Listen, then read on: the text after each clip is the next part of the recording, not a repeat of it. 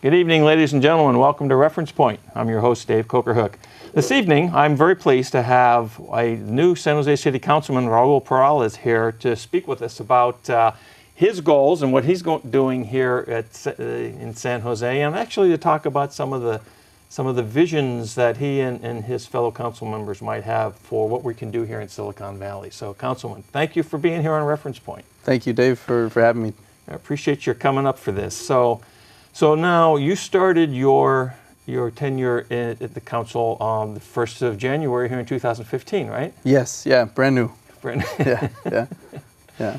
I'm curious to know what was, and this wasn't one of the original thoughts, but I'm very curious to know what prompted you to get involved in the political side of things, because you have a background in education and in law enforcement, correct? Yes, yeah. Yeah, I've actually been a substitute here in Santa Clara County for 10 years now. And that's originally what I'd gone to school for. I have a math degree from San Jose State, and initially was interested in just teaching. And so I've been doing that for 10 years. But shortly after I started subbing, 2 years later, I became a San Jose police officer. And so I worked on the force for 8 years. And really what ignited me to get into political work was the recession. So it was. How so? I received a pink slip with the police department. And fortunately, I did not get laid off, though. I was about 50, 60 officers away from being laid off, but we did lay off a number of officers for the first time in the city's history. And it really was an eye-opener in regards to really how bad the situation was. I'd been with the department for over 3 years, and it ignited me to get more involved in politics locally, and the ball started rolling downhill. I served on a commission. I was appointed as a delegate by Zoe Lofgren. Got involved in my neighborhood. It built, and my interest grew. Nice. And here I am. And there you are. Yeah. You decided to try for San Jose City Council, and you were successful. So congratulations on that. Yeah, thank you. It's helpful to know a little bit more about your background, because I always wonder why someone looks to get into public service. It's a challenging arena. I mean, it's hard to be everybody's friend, and then somebody's going to take pot shots at you no matter what you do. So you got to kind of have a thick skin if you're going to go that route. Yeah, no, absolutely. I've always been drawn to public service, and I've always been drawn to a challenge. Yeah. As a sub, even I now substitute in juvenile hall, community day schools, and the ranch. I was drawn to want to sub. Initially I started subbing in West San Jose, where I grew up, and then I wanted to immediately go over to East San Jose. Worked with some of the charter schools, and then eventually led into alternative ed. So I love that challenge of public service. Right. Certainly as an officer, right, I faced a number of challenges in working with the community. But that's what I enjoy. I enjoy it because I think you can get the most work done. Great. So so I'm hoping to be able to do the same here as an elected official. Fantastic. Well, one of the things that I was hopeful that we could talk about that is a problem that's not just tied to San Jose, but all over the Bay Area, and it's the municipalities and at the county level where funding, especially since the recession. You talked about the recession being an impetus for you, and there's these challenges. So with respect to being able to meet the obligations and the intentions and the things that the city and the county want to do. So what do you see here in San Jose, and how do you think that the city is going to be able to meet its intentions and move forward from a financial perspective? Yeah, it's certainly the recession impacted us all, and that was my impetus in getting involved. So I initially was started following nationally on what the recession did, and then more locally on how I could make a difference. And we're fortunate now to be out of that recession, but certainly still facing the backlash or the ramifications of what it caused. Right. The number of different issues. Certainly we had to cut a lot of services through that time, and we've now seen what that brings about. And so we're trying at our hardest as well, and as well as the rest of the nation, to be able to rebuild and restore a lot of those services. It's no easy task. And how do you balance that? Because one of the challenges of what we did back 10, 12 years ago before the recession hit, is everybody figured, hey, well, it's always going to be this good, so we can sort of rob Peter to pay Paul and make things happen because we're going to always have growing tax revenues, et cetera, and all of a sudden that didn't happen. So as you plan for the future, from your perspective, how does a city like San Jose, which is one of the largest cities around and forward thinking, how does it plan for those things? So number one, you learn from your past, right? I mean, you have to learn from the history and really understand what it was that got us into some of those issues. And certainly that's why this, even my whole election, this whole last election in San Jose revolved around pension reform issues. We saw our liabilities, our pension liabilities for retirees just skyrocket, through a period when, those pension packages were given out in very lucrative times. Right. And then, enter a recession and we realize, wow, maybe we're not going to be able to afford these. But it puts you into an awkward situation because this is a guarantee that you've now entered. You made a commitment, and then how do you unravel? How do you unravel? Already did? So we've been in that battle now for years, and in fact, that's one of the biggest things that I myself and council colleagues and I'm working on with our mayor, with our employees' unions, to really be able to resolve that to where we have a model going forward that's not only fair and competitive to our employees, but one that's fair and sustainable for our city. Right. And so and I think through this, that's what we can learn. We can learn really what sort of decisions it was that put us in this predicament. What sort of services and service levels we really desire and what that actually will cost. And then how do we put in safeguards moving forward to make sure that we don't run into some of those issues again. Right. And we're doing that. In fact, we've been in some very heated court battles in San Jose over the last few years with public employee unions in our city. For sure, yeah. What we're trying to now change that conversation is to work more collaboratively for a solution.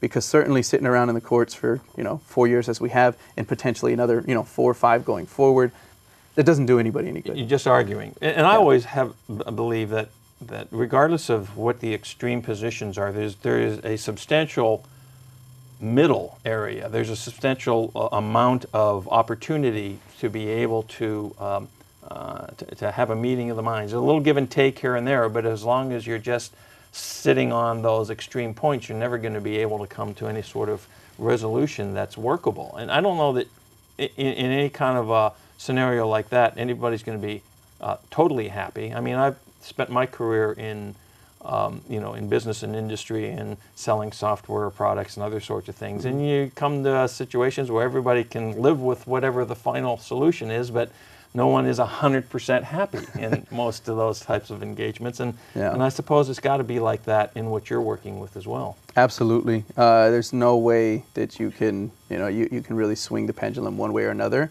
And in fact, that's really what's kept us in a lot of these heated court battles, is because we had a pendulum swung very favorable to our employees, and we got ourselves in some hot water during the recession. And then I think we swung too far the other way, and now we have an unfavorable work environment, and we have more employees leaving year by year rather than we can recruit. Right. So we've gone a little bit too far. So I don't know if it's fortunate or unfortunate what we've been through. We sort of had to live through it on both sides to now be able to come to a point where we can find that middle ground that is competitive but also is sustainable. And I think we're close. We're certainly working hard at it, and I think this year will certainly be a year where hopefully San Jose can rebuild and be able to find that middle ground. San Jose is not the only city in our community that's in our greater San Francisco Bay Area that's had those problems. Do you see yourselves, or the city, our city, San Jose, being able to be sort of a leader or a model for what can be done in some of the other municipalities in the area? Yes, and unfortunately, no. I think there are other cities out there right now that are better models than us, that have actually, they've sort of, through the recession, they found ways a lot quicker than San Jose did to rebuild. The county of Santa Clara, city of San Francisco. they're now at a point where they've kind of grown. They grew through the recession. They found ways to adjust together with local government and public employees, and then now they've sort of come out of the recession with the rest of the economy. Santa Clara County just offered I think it was a 26% raise to its sheriff's officers over a period of 4 years, I believe. Whereas in San Jose, we're still falling way behind because we still haven't been able to come to that resolution. Wow, okay. So I think we will be on sort of forging new ground when it comes to how ultimately we resolve these pension issues, but it has taken us quite a while to get there.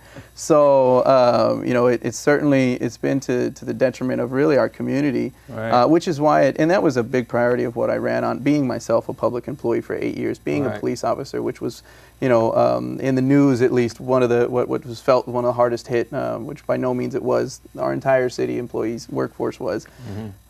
But I come from that environment, and so I understand it from that angle. And then now being, in elected office, I now see it from this angle. And my right. hope is to be able to build that bridge. Do your colleagues on the council have similar experience there? I mean, are there others like yourself who had been public employees that are on the council now and that sort of thing? We do have, I believe, one or two that were public employees with an actual municipality, but nobody currently that was an employee during this last recession. Oh, okay. So I bring have a unique perspective. Yeah, absolutely. I bring in that unique perspective because I actually lived it as a public employee while we were doing these cuts, while we were revamping these pensions, right. while we were fighting in court. Right. And so I describe it actually to my council colleagues. I feel like I've been traded from the Giants to the Dodgers.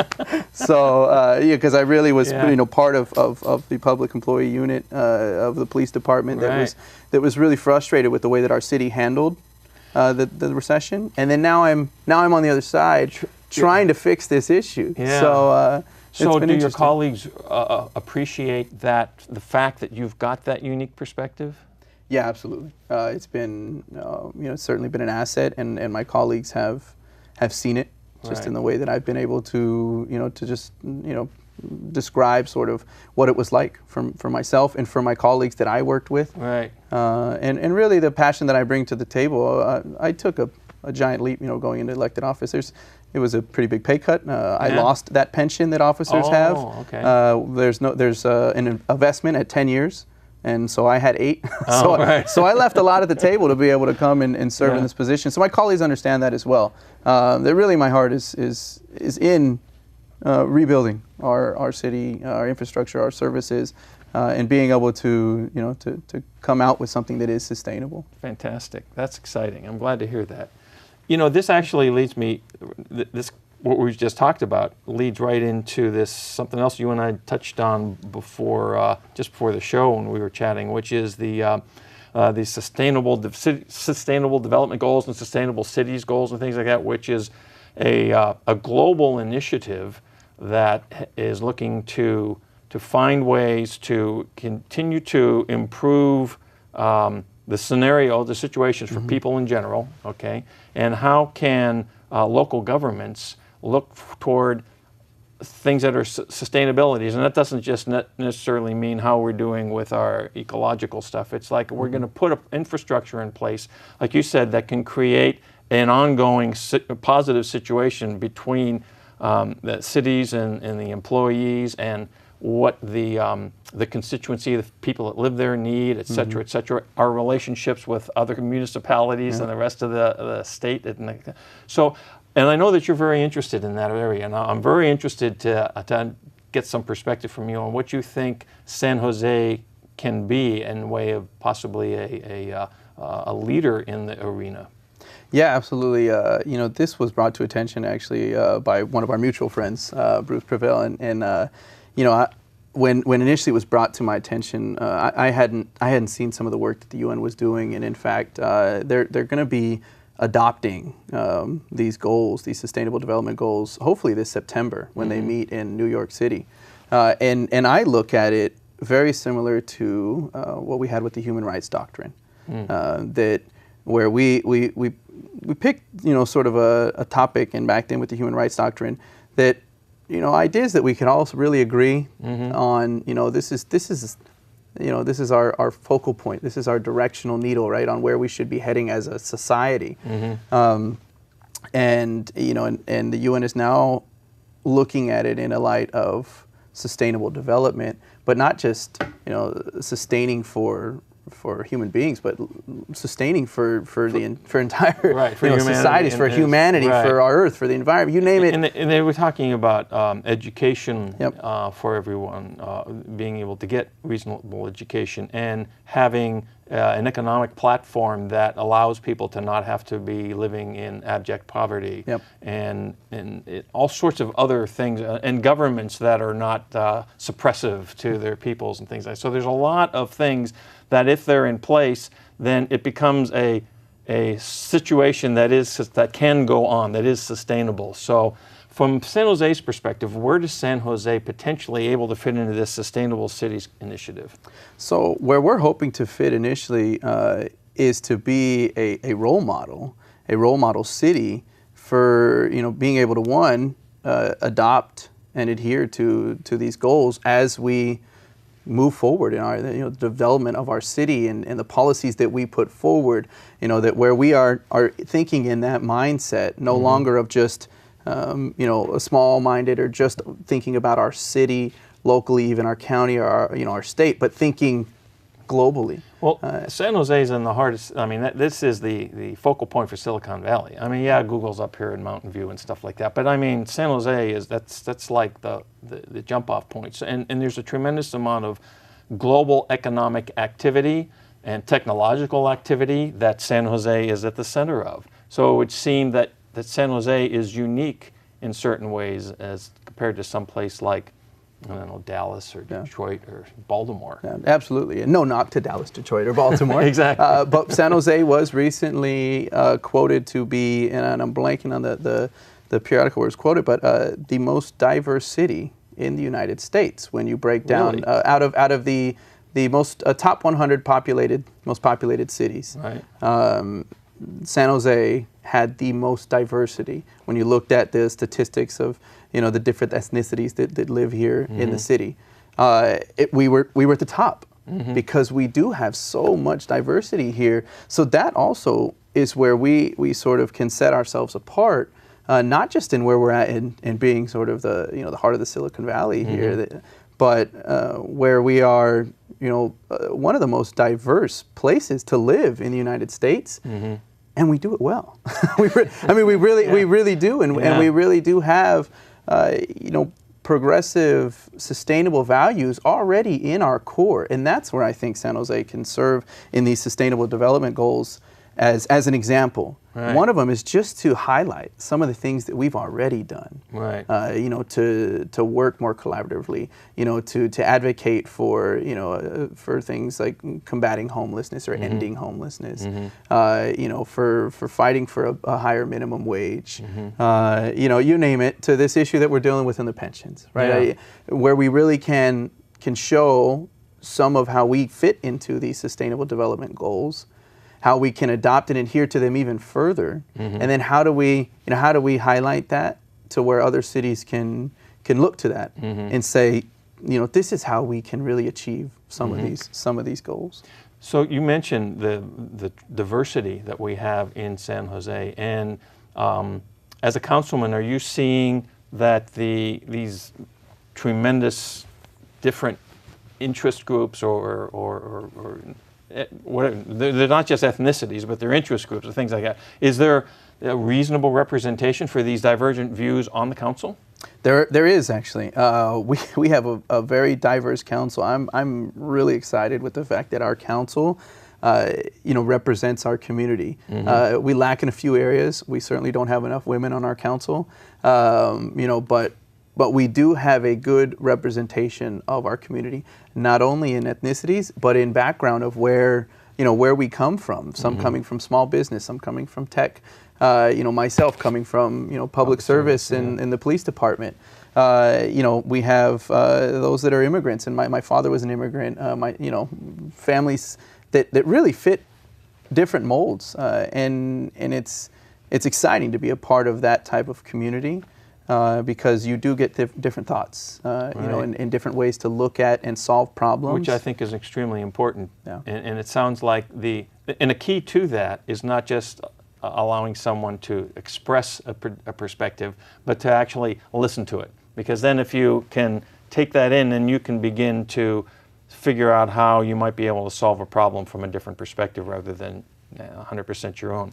You said something else that I want to tie into, which had to do with homelessness, because we did a show here a couple months ago, had Jennifer Loving and was it County Councilman Wasserman was here, and we talked about the problems of homelessness in Santa Clara County, and at that time there was a major effort in place to do something about that location in San Jose that they called the jungle, which I understand has been cleared out, etc. And some number of people who were living there, they had specific homes that they could bring them to, but then there were a bunch of others that there wasn't a place for. What are you seeing now on that issue in San Jose? Where are we going with that, and how do we hope to solve that problem? Yeah, so the you know, some of the news that we made, and this is sort of the unfortunate reality as well of living here in Silicon Valley, living in San Jose, whereas we're definitely have been highlighted as one of the most diverse. Unfortunately, last year we also made news for having the largest homeless encampment with the Story Road encampment. Right, yeah. You know, and that's also part of the reality of in the Valley. One of the issues that arises is on the cost of just housing, and we had a number, and we still do, of your non-traditional homeless residents, people that in fact had jobs or were holding on to Section 8 vouchers and just waiting on a list, and had really no other option but to live on the street or live in their car, and we face that dilemma here because we are in such a booming housing market, because we just came out of a recession where we had ceased to develop enough affordable housing, where we live in a valley where a lot of the affordable housing unfortunately was built in only San Jose, when a lot of our neighbors up Mountain View and then other neighbors to the north, right, that really need to catch up with that. And so that really is where the solution needs to go. This isn't something that San Jose is gonna solve on their own. Right, for sure. And the Story Road encampment was a highlight of why this isn't just a San Jose issue. This really is a Bay Area issue. This is a regional issue, and it needs to have a regional approach and a regional solution. And that is what we're looking at now. So we are certainly partnering now with our county and the services that they can offer and the funds that they can be able to produce, as well as we need to be able to work better with other municipalities in the area to understand really the regional impact that this housing market that we have here can create. And we see it highlighted in San Jose, but it's all around the Bay. Oh, sure. You see, it's not unique. It's not only in San Jose. San Jose managed to get all the press associated with it because of that location on Story Road and various and sundry other things. But it's not unique. I mean, San Francisco has problems with it, and all up and down the peninsula. It doesn't matter what town you go to. There's going to be somebody, and it's a multifaceted problem for sure. Absolutely. Yeah. But it sounds like that you in San Jose, as a city and the agencies there, are recognizing that it's not just something that you can ignore. You can't say, oh, well, forget about it. These people, we'll push them out and we'll make them go someplace else. All right. It's a more holistic approach. Sounds like it's being taken to try to solve an intrinsic problem. Absolutely, and we've been, in fact, you mentioned Jennifer Loving. We've been working, and I myself as well, been working with Jennifer Loving, the Housing First solution, which I'm assuming she probably mentioned here. One that's shown, to be successful nationally with some very high statistics. I believe over 70% plus on, being able to have these residents stay housed after a year period. And really, that is where we need to be able to work more collaboratively, to resolve these issues. Cool. Yeah. So how does that all? I want to move on to another topic which impacts us here in the Valley, especially because of all the high tech employees. They're all over the place, and that is public transportation, which is something that I know you know, on the east side, we've got the BART extension going down all the way to San Jose, which is really wonderful. I think it was kind of silly of people 40 years ago to say, no, no, no, on the peninsula, we didn't want BART. But they didn't, okay. And so now we're running with the ramifications of that. I happen to live in Cupertino, and you see all the big old buses bringing the Apple guys in and out every day and stuff like that. So where is public transportation going here in the Valley? Yeah, well, I couldn't agree with you more. I would have loved for BART to already have circled the Bay. You know, there's a number of other cities that I've spent a lot of time in: New York, Mexico City. You know, and where their public transportation is just light years from where we're at. Right. And granted, they were forced there through population, but that's where we're headed. And I don't want to be behind that curve. So fortunately, we do have, and I think we've had a number of residents that were very excited about, you know, having BART circle around. We're still struggling up here, Right, you know, in the peninsula and between San Jose and San Francisco. But we're excited to be having BART come into the Berryessa area, North San Jose. And we're working hard, and I know my office is working hard to ensure that all the stops that you know we want to see with BART that were, you know, really part of the plans and promised through this, you know, through this process over the last 10 years, 15 years, to be put in place. So then that way those that really need the use of the facilities can get them. So public transportation because it's great. If you have a good public transportation system, getting around is wonderful. I've done it in New York and in Washington, D.C. and other places, and it's just fabulous. Councilman, we have less than a minute left in our show today. So this went very quickly, and I thank you for coming. I'm going to ask you if there's any final comments that you wanted to make regarding what your goals are for your term in office. Well, if there's one message that I can kind of leave with and leave the viewers with is optimism. I'm the youngest now on the council. I bring in, I think, a really fresh perspective, and I hope to be able to utilize that perspective to help drive our city here in a really positive direction. So and leave it in a better position than where I found. Great, and I look forward to watching you do that and to the impact that it can have, not just for San Jose, but for all the San Francisco Bay Area. Thank you, and hopefully I can see you back here on the show. That'd be great. So thank you again. And ladies and gentlemen, I appreciate your watching us, and we'll see you next time on Reference Point. Thank you.